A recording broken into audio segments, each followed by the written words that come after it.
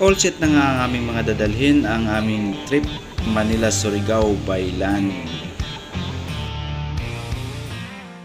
Guys, ayan na, isauli ko muna to sasakyan dito sa office. I-akit ko lang. Nandito na kami sa C5 Pasig City. Napaka-traffic, kalauna ng madaling araw.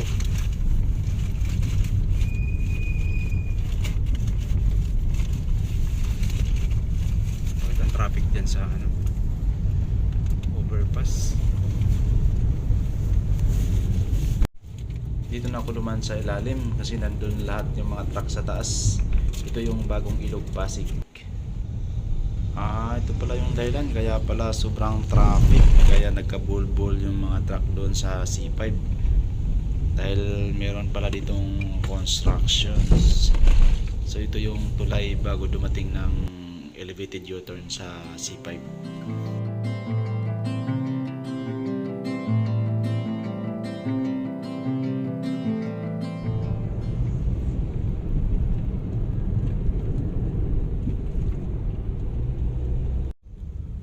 So, nandito na kami sa Market Taguig, 1:30 AM. Papagas lang kami dito sa may unahan ng kaunti. Full tank. Traffic yung mga truck.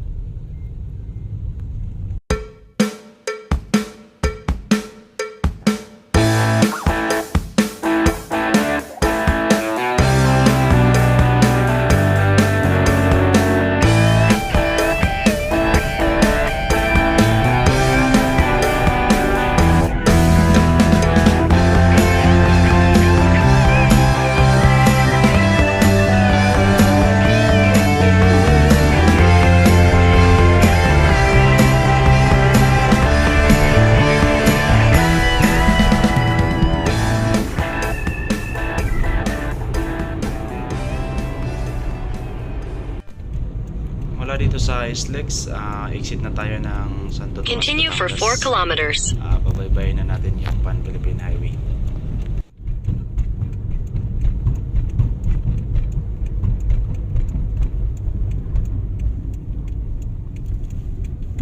Sharp left onto the ramp to Calabarzon Expressway.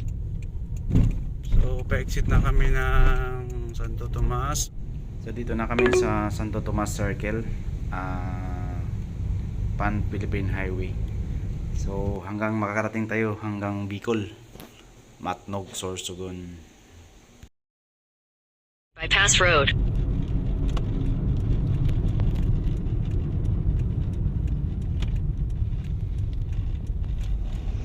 So nandito na kami sa Jaong Bypass Road. Continue for 58 kilometers.